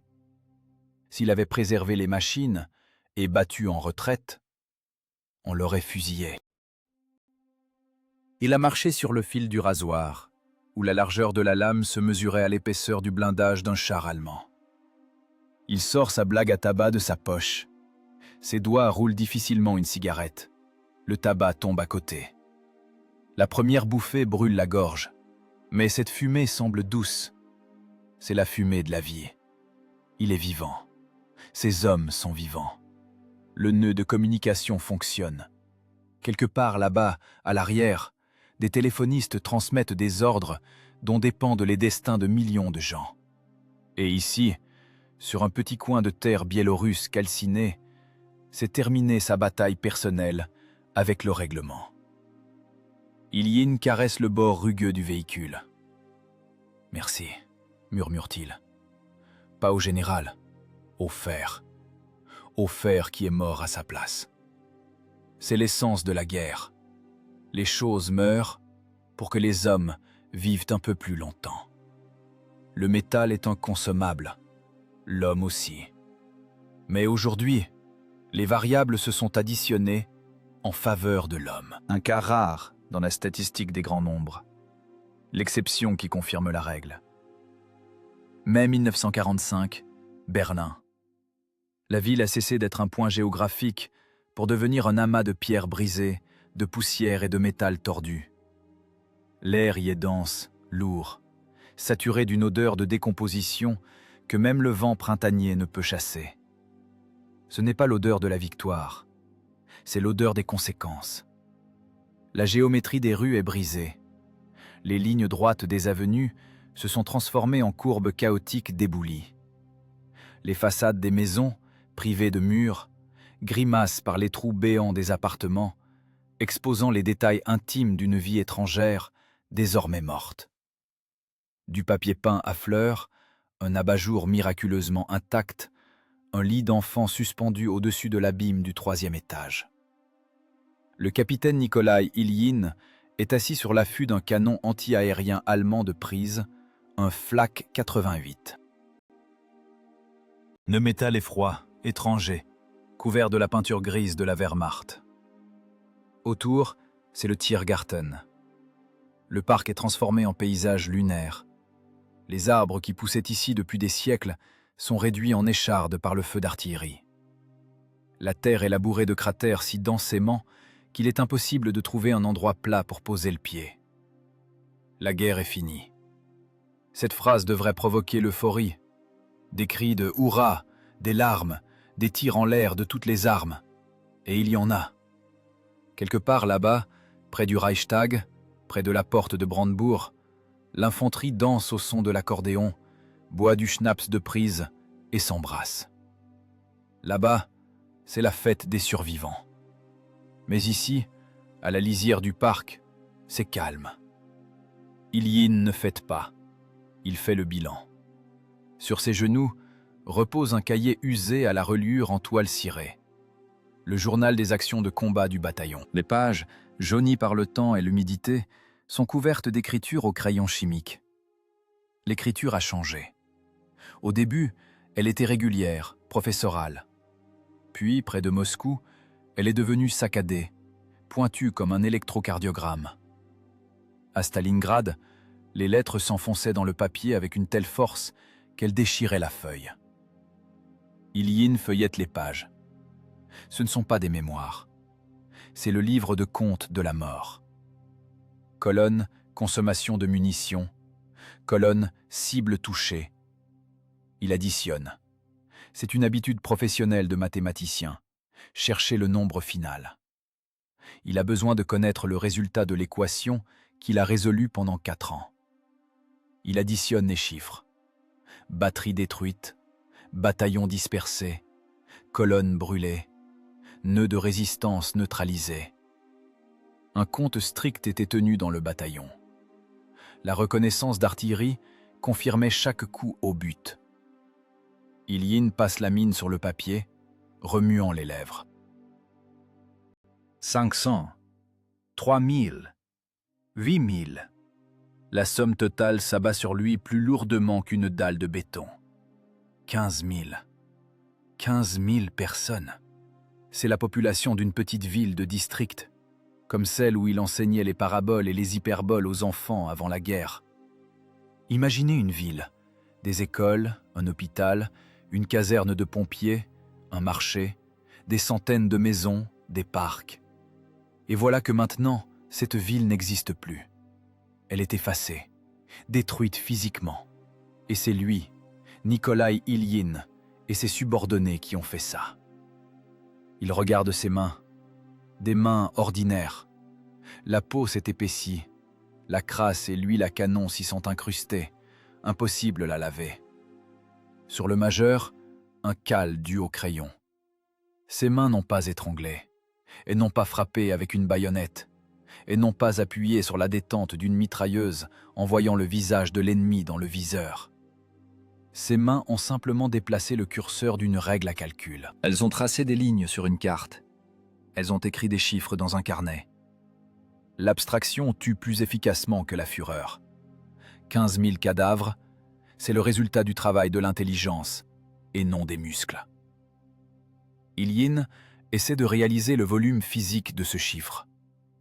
Si l'on couchait ces corps en rang, épaule contre épaule, on obtiendrait une ligne de 7,5 km. Une route de mort s'étendant au-delà de l'horizon. Le poids de la culpabilité? Non, ce n'est pas une culpabilité au sens chrétien. Ilyin est réaliste. Il connaît l'autre plateau de la balance. S'il n'avait pas résolu ses équations, s'il s'était trompé dans les calculs, si sa main avait tremblé, ces 15 000 Allemands auraient tué 15 000 de ses soldats. Ou 30 000. Ou ils auraient brûlé encore 100 villages avec leurs habitants. C'est la mathématique de la soustraction. Tu soustrais l'ennemi de la réalité pour ajouter des chances de vie au tien. C'était un travail déboueur de l'histoire. Un travail sale, sanglant, nécessaire pour nettoyer l'espace du fascisme. Il l'a accompli avec qualité, avec mention excellent. Mais cette connaissance n'allège pas le poids. Il regarde Berlin en ruine. C'est un manuel illustré de balistique de la destruction. Voici une maison frappée par un obus de 152 mm. Les murs se sont effondrés vers l'intérieur, ensevelissant tous ceux qui étaient à la cave. Physique de l'onde de choc en volume clos. Voici un char Panthère, déchiré par l'explosion interne des munitions. La tourelle de 8 tonnes a volé à 50 mètres. Thermodynamique de l'expansion des gaz. Toute cette ville est un immense polygone où les théories ont été vérifiées par la pratique. Et la pratique a montré, l'homme est une construction très fragile. Sa limite de résistance est insignifiante comparée à l'énergie du TNT. Un jeune lieutenant s'approche de lui, chef de section de commandement. Sur sa poitrine brille un ordre de l'étoile rouge tout neuf. Son visage rayonne, son calot est repoussé sur la nuque. Dans les mains, une bouteille de vin. « Camarade capitaine, qu'est-ce que vous faites assis? C'est la victoire! Buvons! Les frites sont finies !» Ilyin le regarde de bas en haut. Les yeux du capitaine sont vides, mat, comme les lentilles de vieilles jumelles. Le lieutenant s'interrompt. Le sourire glisse de son visage. Il voit devant lui non pas un commandant, mais un homme qui a regardé dans l'abîme du calcul et y a vu le fond. 15 000, prononce doucement Ilyin. « Quoi, camarade capitaine ?» ne comprend pas le lieutenant. « Rien. Va, faites ça. Tu l'as mérité. » Le lieutenant s'en va, regardant en arrière avec incertitude. Il ne comprend pas. Il a 20 ans. Il est arrivé au front il y a 1 an. Pour lui, la guerre est une aventure qui s'est terminée par un triomphe. Pour Ilyin, la guerre est une comptabilité. Il ferme le journal. Le claquement de la couverture sonne comme un coup de feu. Il fourre le cahier dans sa sacoche. Ce document sera remis aux archives. Les historiens étudieront la tactique, traceront des schémas, admireront la manœuvre de feu. Mais aucun d'eux ne sentira l'odeur de ces chiffres. L'odeur de viande brûlée et de pourriture cadavérique douceâtre qui s'est incrustée pour toujours dans le subconscient du capitaine. La guerre est finie, l'équation est résolue, la réponse est obtenue. Mais que faire de cette réponse pour un homme habitué à créer et non à détruire? Comment ces mains, qui ont tué la population d'une ville, reprendront-elles la craie? Comment entrera-t-il dans une classe et écrira-t-il au tableau Démontrons le théorème. Quel théorème? Que la force est égale à la masse multipliée par l'accélération?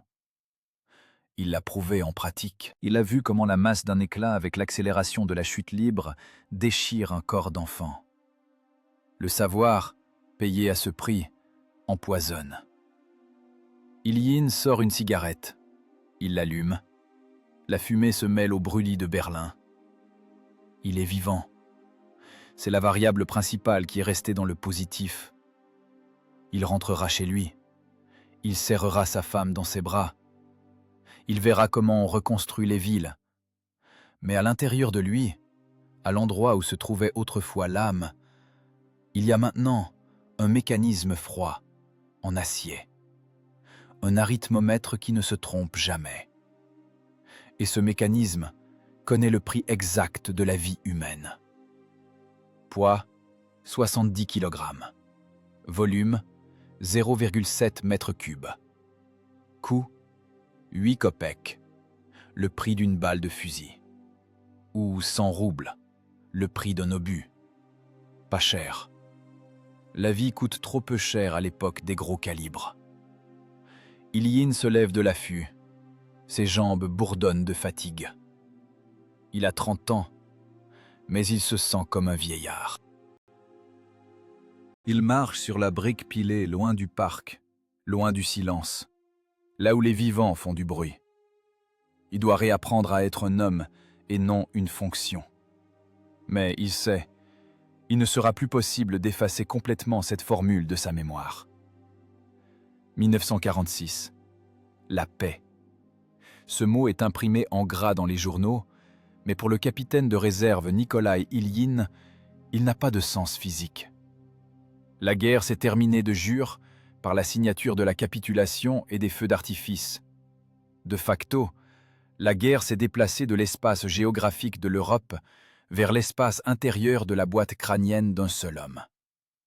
Le front ne passe plus par l'Elbe, mais par les circonvolutions du cortex cérébral.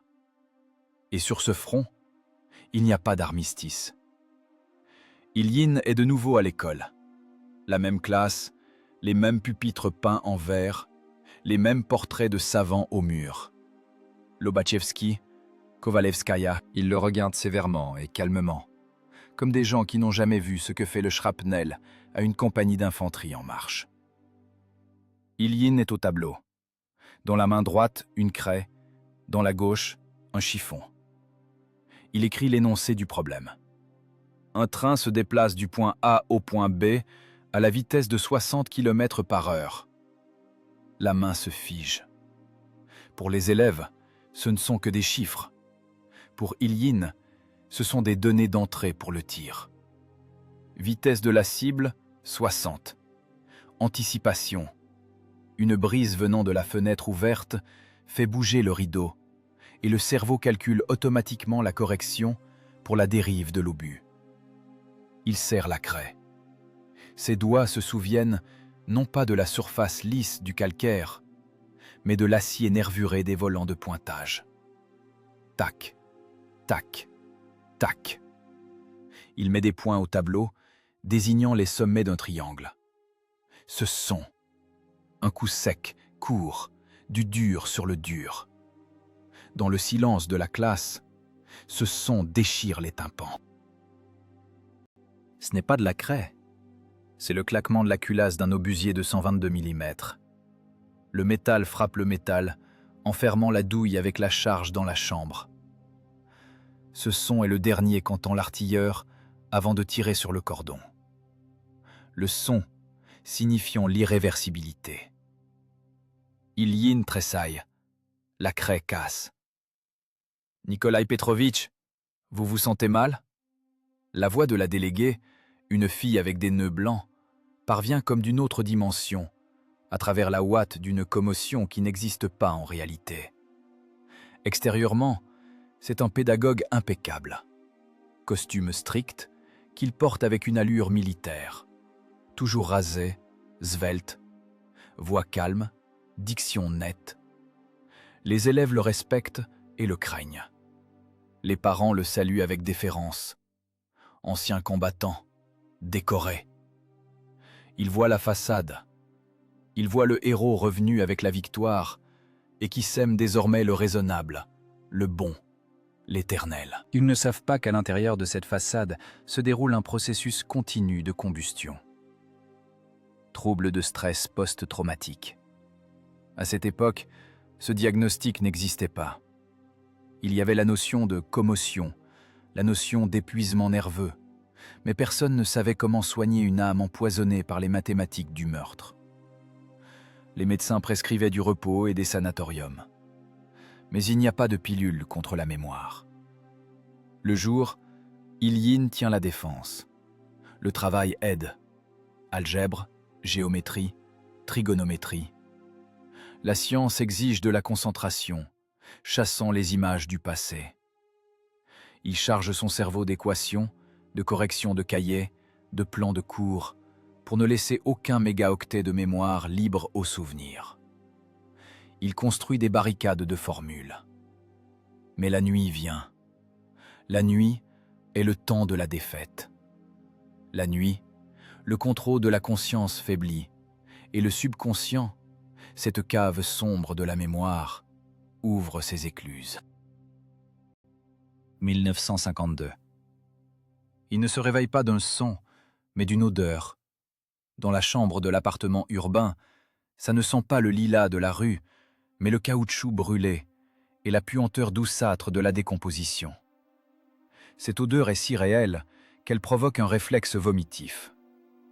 Ilyin s'assoit sur le lit. Son cœur bat contre ses côtes comme s'il voulait les briser. Pouls, 140 battements par minute. Une sueur froide et collante coule le long de son dos. Il ne se souvient pas simplement. Il voit. Des hallucinations en haute définition. Juste devant lui, dans le coin de la pièce où se trouve l'armoire à vêtements, il voit un Studebaker en feu. Il voit la peinture fondre sur le capot. Il voit les visages de ses soldats, ceux-là même qu'il a envoyés dans les fosses sous les roues en 44. Ils ne lui parlent pas, ils regardent simplement. Leurs regards sont un reproche muet. « Kolya, qu'est-ce qui t'arrive ?» Sa femme se réveille, touche son épaule. Sa main est chaude, vivante. Mais Ilyin recule brusquement. Dans la première seconde, il ne la reconnaît pas. Son cerveau est encore là-bas, dans le marais biélorusse. Il pense que c'est une reconnaissance allemande. Le réflexe exige de chercher une arme. La main fouille sous l'oreiller, cherche l'étui du tété. C'est vide. Il n'y a que du duvet mou. « Rien », râle-t-il. « Dors. Juste un rêve. » Il va à la cuisine, essayant de ne pas faire grincer le plancher. Il verse de l'eau d'une carafe. Le verre claque contre ses dents. L'eau n'a pas de goût. Il s'assoit près de la fenêtre et fume.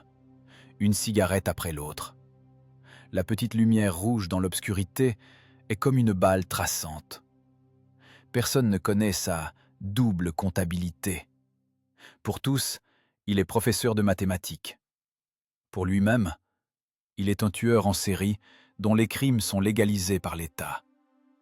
15 000 personnes. Ce chiffre ne lui laisse pas de repos. Il essaie de rationaliser. C'étaient des ennemis.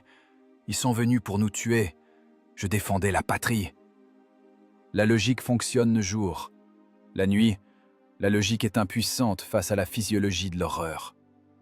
Il ne voit pas des ennemis abstraits, il voit des détails. Un bras arraché avec une alliance au doigt, gisant sur la neige près de Moscou. Une figure noire, carbonisée de tankistes, essayant de sortir de l'écoutille d'un tigre en feu. Les yeux d'un garçon allemand, pointeur de DCA, frappé par un éclat. 1965, 20 ans de la victoire. Jubilé, fanfare, défilé, discours. On invite Ilyin au présidium de l'assemblée scolaire. On lui offre des fleurs, des œillets, rouges comme le sang artériel. Un pionnier en foulard demande « Nikolaï Petrovitch, racontez, comment vous battiez les fascistes? C'était effrayant. » Ilyin regarde la salle. des centaines d'yeux d'enfants. Ils attendent une histoire d'exploit, comment ils se tenaient sans peur sous le feu, comment les nôtres ont gagné. Que peut-il leur raconter? La vérité? Raconter comment ils calculaient la trajectoire de manière à couvrir une zone avec une densité maximale de force vive? Raconter à quoi ressemble un homme transformé par une onde de choc en un sac d'os? Raconter comment sentent la merde et le sang dans une tranchée pendant une préparation d'artillerie? Non, on ne peut pas dire la vérité. La vérité est trop toxique pour le temps de paix. La guerre est un travail difficile, les enfants, dit-il, une phrase apprise par cœur. L'essentiel était de bien étudier, connaître les mathématiques, pour tirer juste. Applaudissements. Il sourit, mais les coins de ses lèvres tremblent. Il se sent comme un imposteur. Il porte le masque du héros, cachant dessous le visage d'un homme qui voit l'enfer chaque nuit. 1973. Il vieillit. La santé décline. Le cœur, usé par les tempêtes d'adrénaline des années 40, commence à avoir les ratés. Arythmie. Les médecins écoutent sa cage thoracique et hochent la tête. « Vous avez le cœur d'un grand vieillard », dit le cardiologue. « Vous vous êtes trop énervé. » Ilyin a un petit rire. Énervé? Non, il ne s'énervait pas. Il calculait. Et le cœur tournait simplement à plein régime, comme le moteur d'une Katyusha en post-combustion. La ressource est épuisée. Les cauchemars changent. Maintenant, il ne voit plus le passé, mais des variantes d'un futur qui n'a pas eu lieu. Il voit ses enfants non nés, qui auraient pu exister s'il était mort à l'époque, en 1944. Il voit les enfants de ces Allemands qu'il a tués. Une immense foule de fantômes se tient derrière son dos quand il marche dans la rue. Il a peur de sa mémoire. La mémoire n'est pas une archive où les dossiers reposent sagement. La mémoire est un champ de mines, où les mines dérivent, changeant de position. On ne sait jamais quel pas servira de détonateur. Le bruit d'une règle qui tombe, l'odeur des gaz d'échappement d'un camion, l'éclair d'une soudure sur un chantier. N'importe quel détail peut le rejeter en arrière, à ce jour où il a cessé d'être un enseignant pour devenir une fonction de la mort. Il vit dans la peur qu'un jour, il ne revienne pas. Qu'une nuit, il reste là-bas, dans le Stalingrad en feu, et qu'on trouve son corps le matin dans son lit, froid et mort, tandis que son âme errera éternellement parmi les ruines, recalculant des trajectoires. Ilyin regarde ses mains. Elles sont couvertes de taches de vieillesse, les veines sont gonflées de nœuds, mais elles se souviennent encore de la lourdeur des obus. Ses mains ont caressé des têtes d'enfants, tenu de la craie, enlacé une femme. Mais sous la peau, dans la mémoire musculaire, elles sont restées pour toujours des mains de pointeur. Solitude. Une solitude totale, glaciale, d'un homme qui connaît le prix de la vie, parce qu'il a lui-même signé des factures de mort. Il n'a personne avec qui partager ce savoir. Il est trop lourd pour un seul, mais insoulevable pour les autres. Il porte ce fardeau en silence, le dos droit, comme il sied à un officier, même si la guerre est finie depuis 30 ans. C'est sa garde personnelle, à vie, une équation impossible à effacer du tableau. 1983, parc de la culture et des loisirs. Mai, l'air est chauffé à 20 degrés. Humidité relative, 40%. Conditions idéales pour la balistique, mais il n'y a plus nulle part où tirer. Nikolai Ilyin est assis sur un banc. Il a plus de 70 ans. Ses caractéristiques tactico-techniques sont réduites à un niveau critique. La vue a baissé, les articulations sont touchées par l'arthrite, le cœur fonctionne avec des ratés, sautant chaque 5e temps. c'est l'usure du matériau. La fatigue du métal dont fut coulée sa charpente en 41. Il regarde les passants. Pour lui, ce sont toujours des objets occupant un volume dans l'espace. Mais maintenant, il ne calcule pas l'anticipation. Il calcule la probabilité.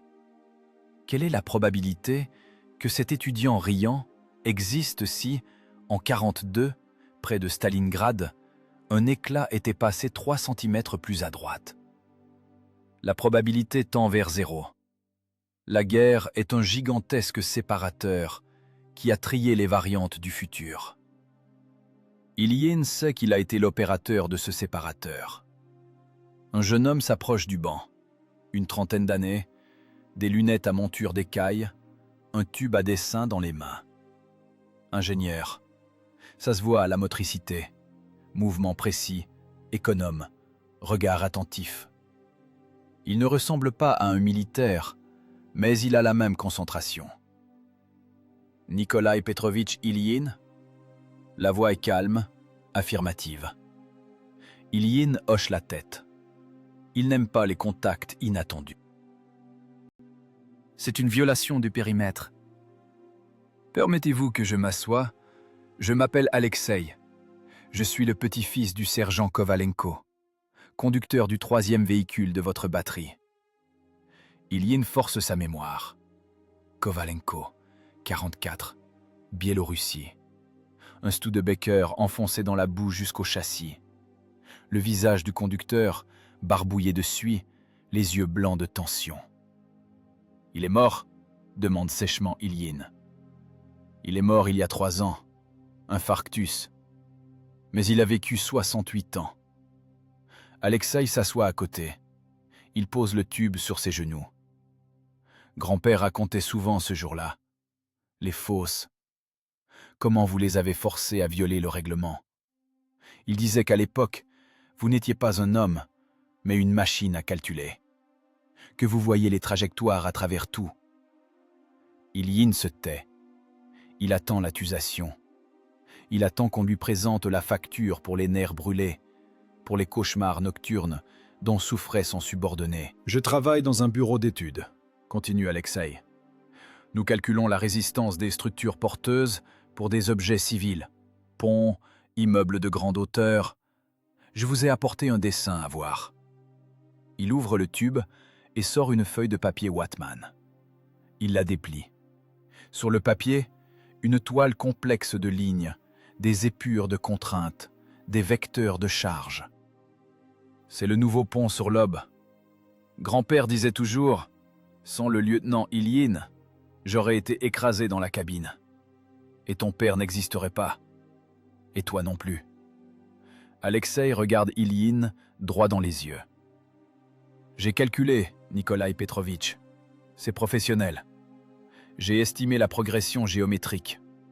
Vous avez alors sauvé 12 hommes de l'équipe et le nœud de communication. Chacun d'eux a eu des enfants. Eux, leurs propres enfants. À la 3e génération, c'est déjà environ 70 personnes. Moi, mes collègues, mes enfants. Nous sommes tous le résultat de cette équation que vous avez résolue en 15 secondes. Ilyin regarde le dessin du pont. Il voit une mécanique familière. La répartition des vecteurs de force. La résistance des matériaux. Seulement ici, ces vecteurs ne visent pas la destruction, mais le soutien. Ce pont tiendra 100 ans. Des millions de voitures y passeront. Les gens se dépêcheront au travail, à la maternité, à des rendez-vous. Et tout cela est possible uniquement parce qu'un jour, en septembre 44, il a calculé correctement l'angle d'inclinaison des rails de lancement. Pour la première fois depuis 40 ans, le froid glacial à l'intérieur de sa cage thoracique commence à reculer. Il avait l'habitude de ne compter que la soustraction. 15 000 ennemis tués. C'était sa comptabilité personnelle de l'enfer. Mais il avait oublié la 2e partie de l'équation, l'addition et la multiplication. La vie n'est pas une constante. C'est une variable qui a la propriété de croître de manière exponentielle. Une vie arrachée à la mort, ne fait pas que se conserver, elle se multiplie. « Merci, » dit Alexei, brièvement, entre hommes, sans pleurnicherie.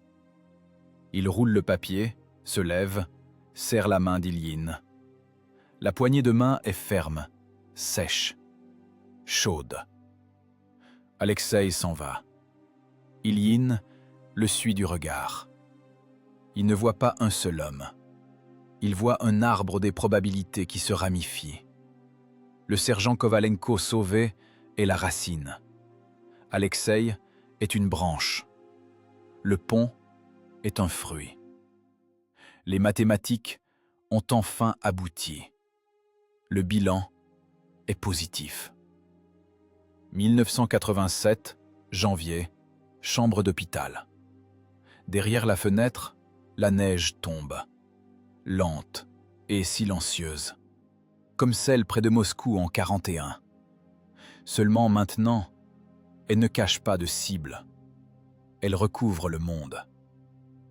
Nikolai Ilyine est allongé sur le lit. Il n'a pas mal. Le corps, ce vieux mécanisme usé, éteint progressivement les systèmes de survie. La pression chute. 60/40. La saturation en oxygène baisse. Le cerveau, ce cerveau d'acier oblong, qui toute sa vie a résolu des problèmes de survie, résout maintenant le dernier problème. Le problème du passage de l'état de matière à l'état de mémoire. Il n'y a pas d'hystérie à côté. Sa femme lui tient la main. Elle comprend tout. Une femme d'officier sait attendre et sait accompagner. Ilyine ferme les yeux. L'obscurité devant lui n'est plus remplie de feu et de cris. Il n'y a pas de char en feu, ni de corps déchiquetés. Il n'y a que des chiffres. Mais maintenant, ce ne sont plus des coordonnées de cible. Ce sont des coordonnées de vie. Il voit une immense formule lumineuse. Une intégrale sur un contour fermé. 15 000 vies ôtées à gauche. Mais à droite, l'infini. L'infini des nés, des construits, des créés. Le nœud de communication sauvé en 44 a transmis l'ordre qui a sauvé la division. La division a sauvé la ville. La ville a engendré une génération qui s'est envolée dans l'espace. La chaîne ne s'interrompt pas. L'effet papillon. Seulement, au lieu d'un battement d'ailes de papillon, l'impact d'une roquette. Il n'était pas un tueur. Il était un chirurgien. Il a amputé la gangrène pour que l'organisme vive. Oui, c'était sale.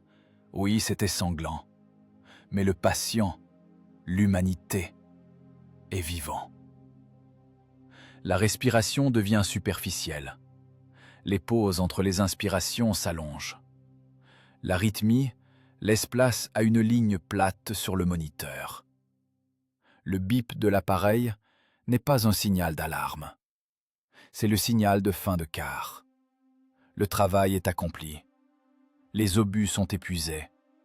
Les canons ont refroidi. Nikolai Ilyine, professeur de mathématiques, lieutenant-chef, capitaine, retraité, s'en va dans le silence. Ce n'est pas ce silence oppressant après la salve qui pesait sur les oreilles en Biélorussie. C'est le silence du grand équilibre. Zéro. Point. Repos absolu. La guerre est la mathématique de la mort. Mais la vie est une anomalie mathématique qui réfute toute statistique de destruction. Ilyine l'a prouvé par son existence. Son équation est résolue correctement. Réponse : la vie.